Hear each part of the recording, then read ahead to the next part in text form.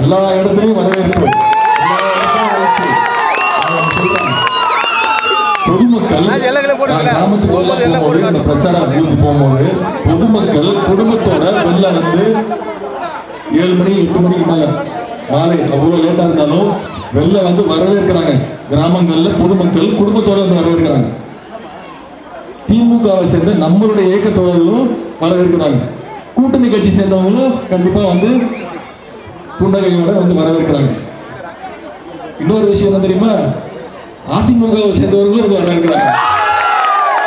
உண்மையா சொல்றேன், 2-3 இடத்துல என்னோட பிரச்சாரம் வேற கிராஸ் பண்ணி 2-3 இடத்துல சைக்கிள் பிரச்சாரம் அவங்களும் பண்ணிட்டு போனாங்க. என் வண்டியை நிப்பாட்டி கண்ணாடி இறக்க சொல்லி கையை கொடுத்து ஜெயிச்சிட்டீங்க. நான் சொன்னேன், என்னண்ணே வேஷ்டி வேற மாதிரி இருக்கு, இப்படி கட்டியிருக்கீங்க, நீங்க என்ன இப்படி சொல்றீங்கன்னு. எங்களுக்கு தெரிஞ்சு போச்சு, மோடியோட பருப்பு இன்னும் தமிழ்நாட்டில் வழி கிடையாது. 2 பேரு அவர்கிட்ட அடிமையா மாட்டிக்கிட்டோம். எங்களுக்கு வழி கிடையாது, எங்களை மிரட்டி கூட்டணியில் வச்சுக்கிட்டாங்க.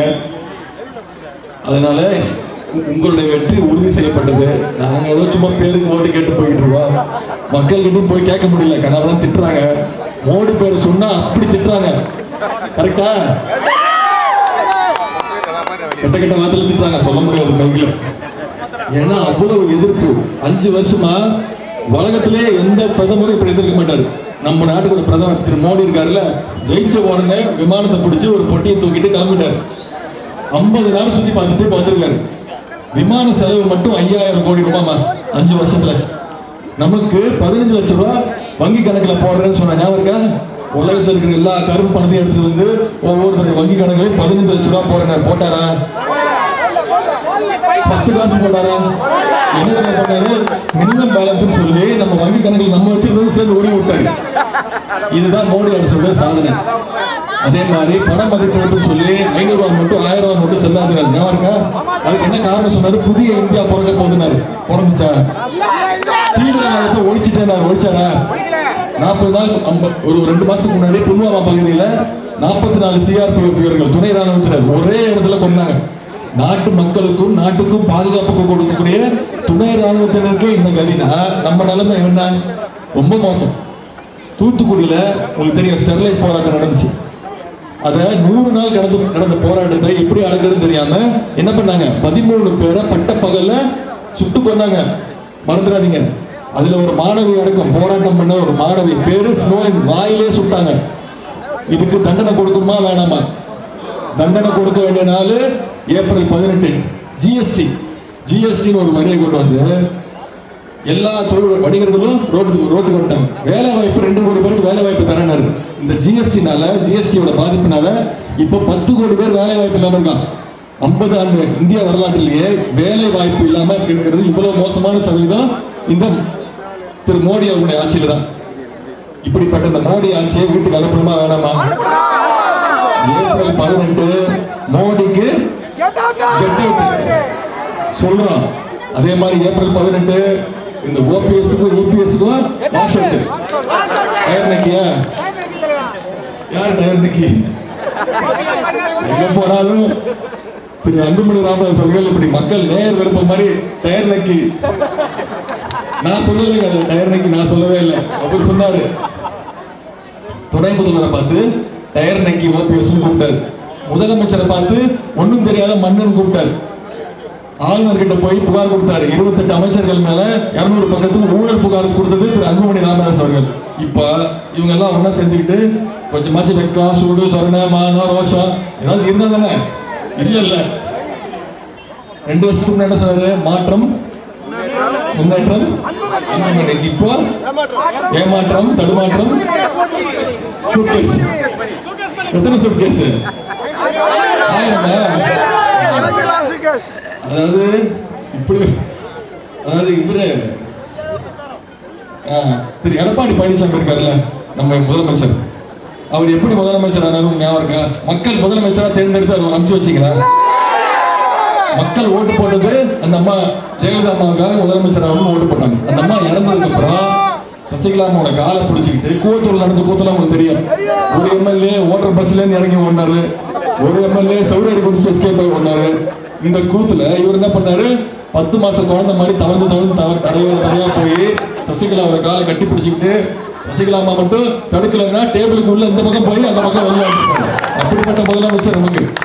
இப்படிப்பட்ட முதலமைச்சர் எந்த பெருமையா சொல்றாரு, என் ஆட்சியில தான் 35,000 போராட்டம் நடந்திருக்கு, எந்த ஆட்சியிலுமே நடந்தது கிடையாது. எவ்வளவு பெரிய சாதனை. மாணவர்கள் போராட்டம் பண்றாங்க, விவசாயிகள் போராட்டம் பண்றாங்க, அரசு ஊழியர்கள் போராட்டம் பண்றாங்க. எந்த ஆட்சியிலுமே போராட்டம் நடந்தது கிடையாது. என் ஆட்சியில தான் போராட்டம் நடந்திருக்கு. இதுக்கு இது சாதனையா? மக்களுக்கு வந்த சோதனை, வேதனை. நம்முடைய தேர்தல் அறிக்கையில தலைவர் சொல்லியிருக்காங்க, என்ன நீட் தேர்வு ரத்து செய்யப்படும். அனிதாவோட மரணம் மறந்துடாதீங்க. அனிதா யாரு? அரியலூர் மாவட்டத்தை சேர்ந்த ஒரு 7 விவசாய குடும்பத்து பொண்ணு. மருத்துவர் ஆகணும்னு ஆசைப்பட்டாங்கம்மா, நல்லா படிக்கிற பொண்ணு. ஆனா நீட் தேர்வை கொண்டு வந்து திணிச்சு நம்ம எல்லா போராட்டம் பண்ணோம். மாணவர்கள் போராட்டம் பண்ணாங்க, பெற்றோர்கள் போராட்டம் பண்ணாங்க, எங்களுக்கு நீட் தேர்வு வேணாம், எங்களை விட்டுருங்க. ஆனா நம்ம தேவையில்லாத வேலையா நீட் தேர்வை நம்ம மேல திணிச்சு அமைச்சர் நிர்மலா சீதாராமன் வாக்குறுதி கொடுத்தாங்க, நீங்க சட்டமன்றத்தில் தீர்மானத்தை நிறைவேற்றி கொடுத்தீங்கன்னா நாங்க டெல்லிக்கு கொண்டு போய் நீட் தேர்வு ரத்து பண்றோம்னு.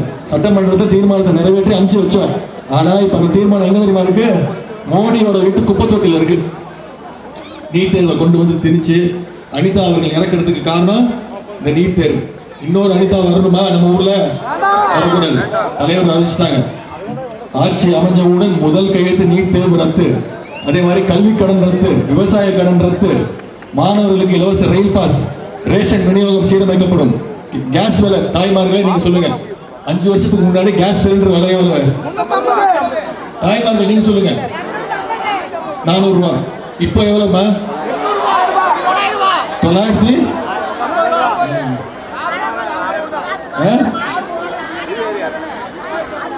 உங்ககிட்ட காசு கொடுக்கறது அவங்க கொடுப்பாங்க. அதே மாதிரி பெட்ரோல் விலை, கேபிள் கட்டணம் குறைக்கப்படும், முதியோர் பென்ஷன் வழங்கப்படும், நகைக்கடன் 5 சவரன் வரைக்கும் கூட்டுறவு வங்கிகளை கடன் வாங்கியிருந்தீங்கன்னா கடன் தள்ளுபடி. நாளைக்கே போய் வாங்கிருங்க. ஆட்சி வந்ததுன்னு தலைவர் தள்ளுபடி பண்ணிடுவாரு. நான் சொல்லலன்னு சொல்லக்கூடாது, நான் சொல்லிட்டேன், அப்புறம் உங்க இஷ்டம். அதே மாதிரி ராகுல் காந்தி அவர்கள் ஒரு அறிவிப்பு வெளியிட்டிருக்காங்க, என்ன 5 கோடி குடும்பங்களுக்கு மாதந்தோறும் 6,000 ரூபாய், வருஷத்துக்கு 72,000 ரூபாய். இந்த மாதிரி நிறைய தேர்தல் அறிக்கையில மக்களுக்கு தேவையான திட்டங்கள். உங்களுக்கு தெரியும், சென்னை மாநகரில் இருக்கிற அத்தனை மேம்பாலமும் இப்ப போக்குவரத்து நெரிசல், இப்பவே இவ்வளவு போக்குவரத்து நெரிசல் இருக்கு. இந்த அத்தனை மேம்பாலங்களும் கட்டினது யாரு? நம்முடைய திமுக ஆட்சியில நம்முடைய தலைவர் கட்டினாரு எல்லா மேம்பாலங்களும். கட்டிப்பாலம் மேம்பாலம் யார் கட்டுறது? திமுக ஆட்சியில கட்டினது. ரயில் பார்க் யார் கொண்டு வந்தாங்க? நம்ம கொண்டு வந்தது. ஃபோர்டு, ஹுண்டாய் கொண்டு ஏகப்பட்ட தொழிற்சாலைகள். அதனால ஒரு வேலை வாய்ப்புகள் யார் கொண்டு வந்தா? தலைவர் ஆட்சி திமுக ஆட்சியில் கொண்டு வந்தது. மெட்ரோ ட்ரெயின் யார் கொண்டு வந்தா? தலைவர் கொண்டு வந்தது. நம்ம இப்படி சாதனையை சொல்லி கேட்கிறோம், திமுக தான் இவ்வளவு பண்ணுவோம் சென்னைக்கு. அதிமுக கிட்ட கேட்டீங்கன்னா என்ன சொல்லுவாங்க? செம்பரம்பாக்கம் ஏரியா திறந்து விட்டு வந்தாங்க, வேற என்ன சொல்ல முடியும்? ஞாபகம் இருக்கா? மறந்துடாதீங்க, செம்பரம்பாக்கம் ஏரியா திறந்து விட்டு மக்கள் எவ்வளவு பிரச்சனைக்கு ஆளாதாங்க. எல்லாரும் தெருவுக்கு வந்தாச்சு. எங்கேயுமே மின்விளக்கு வசதி இல்லை, ஊரே தண்ணியில மிதந்துச்சு. நைட்டோ நைட்டா திறந்து விட்டாங்க. அது மட்டும்தான் அவங்க பண்ண சாதனை. சென்னைக்கு பெண்களுக்கு பாதுகாப்பு இருக்காமா இந்த ஆட்சியில? சிவகாசியிலமா குழந்தைங்களுக்கு பாதுகாப்பு கிடையாது. கோயம்புத்தூர்ல என்ன நடந்துச்சு பாத்தீங்களா? பொள்ளாச்சி முதல்ல சிவகாசியில இருந்தாங்க. சிவகாசியில HIV கலந்த ரத்தத்தை பரிசோதிக்காம ஒரு கர்ப்பிணி பொண்ணோட உடம்புல ஏற்றி அந்த பொண்ணோட வாழ்க்கையை நாசம் பண்ணிட்டாங்க. அதே மாதிரி தர்மபுரியில காலாவதியான கெட்டு போன ரத்தத்தை 15 கர்ப்பிணி பெண்களுக்கு தர்மபுரியில் நடந்தது கொடுத்து அந்த 15 பேரை இறந்து போயிட்டாங்க. கர்ப்பிணி பெண்கள். எல்லாத்தையும் விடுங்க. பொள்ளாச்சி சம்பவம் தெரியுமா? பொள்ளாச்சியில் என்ன நடந்தது உங்களுக்கு தெரிஞ்சது? பொள்ளாச்சி ஜெயராமன் துணை சபாநாயகருடைய சொந்த மகன், பேரு பிரவீன், 2 வருஷத்துக்கு முன்னாடி ஒரு கார்ல கூட்டிட்டு போய் ஒரு பொண்ணை பாலியல் வன்முறை பண்ணி கார்ல இருந்து தூக்கி வெளில வீசி எரிஞ்சிட்டாங்க. அந்த பொண்ணு அதே இடத்துல இறந்துட்டாங்க. விபத்துன்னு சொல்லி வழக்கம் மூடியாச்சு. இப்போ பொள்ளாச்சி பகுதியிலிருந்து 200க்கும் மேற்பட்ட பெண்கள் போய் காவல் நிலையத்தில் புகார் கொடுக்குறாங்க. என்ன புகார்? பாலியல் வன்முறை. ஒரு பெரிய மோசடி கும்பலை பாலியல் வன்முறை பண்ணி அதை புகார் டேப் பண்ணி காசு புடுங்கி மிரட்டுறது. இப்படிப்பட்ட இந்த கேடு கெட்ட ஆட்சி தேவையா? வீட்டுக்கு அனுப்பணுமா வேணாமா? வீட்டுக்கு அனுப்பணும்னா நீங்க நம்முடைய வெற்றி வேட்பாளர் தமிழிசை தங்கபாண்டியன் அவர்களுக்கு உதயசூரியன் சின்னத்துல வாக்களிச்சு நீங்க உறுதியா வாக்களிச்சிருப்பீங்க. எனக்கு தெரியும், வெற்றி உறுதி. நான் கேட்கறதெல்லாம் பெருவாரியான வாக்கு வித்தியாசத்துல ஜெயிக்கணும். நம்முடைய சென்னை பகுதிக்கு, சென்னை மாநகருக்கு தலைவர் கலைஞர் அவர்களும் நம்முடைய தலைவர் அவர்களுக்கும் எவ்வளவு பெரிய விஷயங்கள் செஞ்சு கொடுத்திருக்காங்க. மேயரா இருக்கும் போது உங்களுக்கு தெரியும், தலைவர் அவர்கள் தான் இந்த சென்னையோட உருவத்தை மாத்தினது. இவ்வளவு மேம்பாலங்கள் வந்தது, இவ்வளவு சாலை வசதிகள் வந்தது, பள்ளிக்கூடங்கள், மாநகராட்சியோட பள்ளிக்கூடங்கள் தரத்தை உயர்த்தினதுலாம் யாரு? மேயரா இருக்கும் போது நம்முடைய தலைவர் அவர்களும், அப்புறம் நம்முடைய அண்ணன் மாசு அவர்கள் மேயரா இருக்கும் போது அத்தனை விஷயங்கள் பண்ணாங்க. இதுக்கெல்லாம் இப்ப நம்ம உரிமையோட வந்து மக்களுக்கு ஓட்டு கேட்கிறோம், வாக்கு கேட்கிறோம்னா அந்த உரிமை தான் மக்களுக்கு நம்ம செஞ்சிருக்கோம்.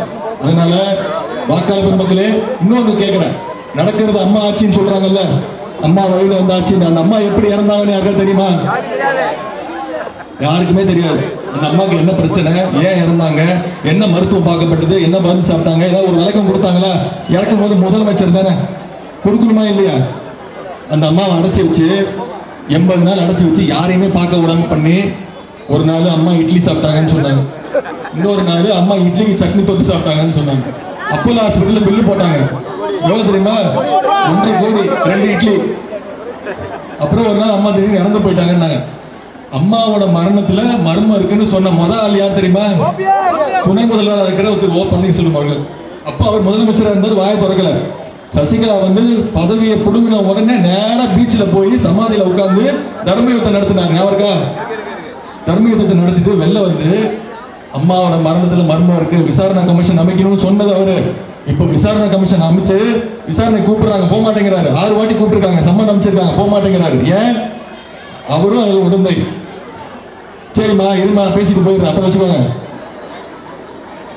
வாக்காளர் பெருமக்களே, உங்களை எல்லாம் நான் அன்போடு கேட்கிறேன், உங்கள் வீட்டு பிள்ளையாக இருந்து கேட்கிறேன், கலைஞருடைய பேரனாக இருந்து கேட்கிறேன், நம்முடைய தலைவருடைய மகனாக இருந்து கேட்கிறேன். ஏப்ரல் 18ஆம் தேதி உதயசூரியன் சின்னத்தில் வாக்களிச்சு தமிழச்சி தங்கமணி அவர்களை நாடாளுமன்றத்துக்கு அனுப்புவீங்களா? உறுதி செய்வீங்களா?